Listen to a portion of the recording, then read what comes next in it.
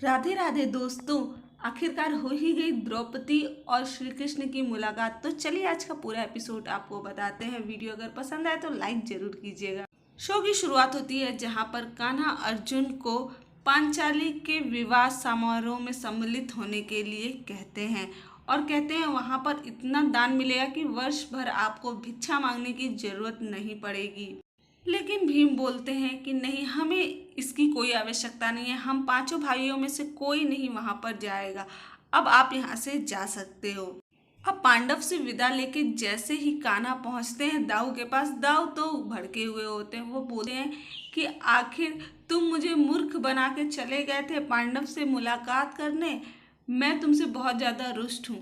कान्हा मुस्कुराते हुए दाऊ को समझाते हैं।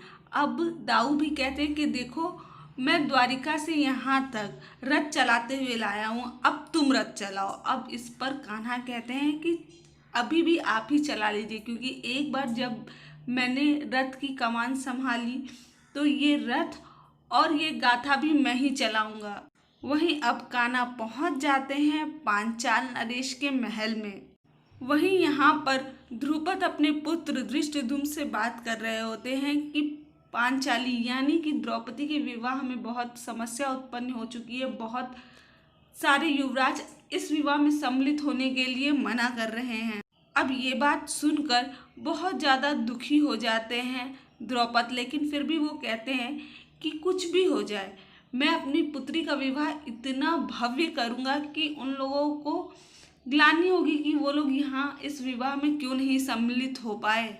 तभी सैनिक आकर ध्रुपद को सूचना देते हैं कि श्री कृष्ण और उनके भाई बलराम द्वारिका से आ रहे हैं। अब उनके आने की खबर सुनकर ध्रुपद बहुत ज़्यादा खुश हो जाते हैं। वो धृष्टद्युम्न से कहते हैं कि उनके महल तक आने के लिए भव्य प्रबंध किए जाए। अब ये सब कुछ सुनकर द्रौपदी सोचती है आखिर ये हैं कौन जिनके आने की खबर सुनकर पिताजी इतना ज़्यादा खुश हो गए कि उनके लिए स्वयं वो लेने जा रहे हैं।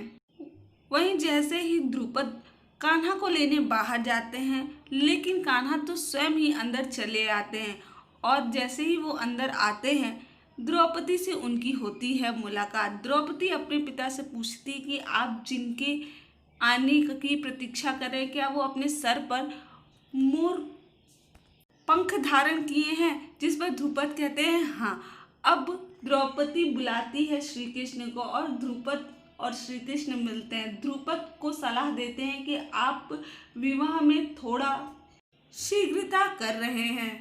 द्रौपदी उनकी बात सुनकर थोड़ा विचलित हो जाती है। वो शिखंडिनी से कहती है आखिर वो हैं कौन जिनकी बातें पिताजी भी सुन रहे हैं, और वो सुझाव देने वाले होते कौन है, जबकि पिताजी ने हम मेरा आपका और यहाँ तक भ्राता श्री धृष्टद्युम्न की भी बात नहीं सुनी।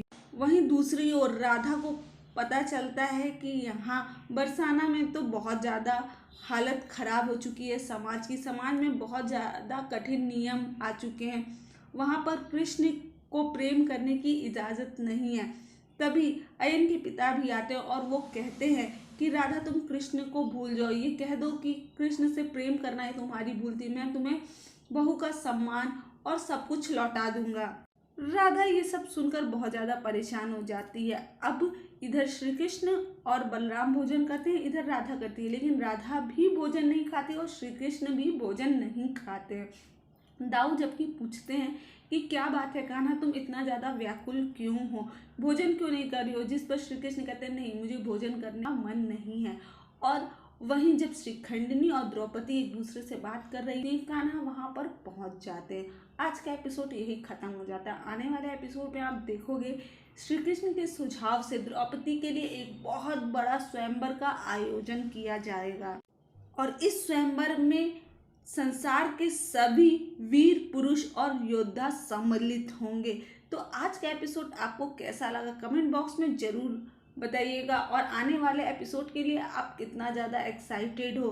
सीरियल्स की अपडेट के लिए जुड़े रहे हमारे साथ। वीडियो पसंद आई हो तो इसे लाइक शेयर जरूर कीजिएगा। चैनल को सब्सक्राइब नहीं किया है तो चैनल को सब्सक्राइब कर लीजिएगा। मिलते हैं आपसे अगली वीडियो में। Thank you.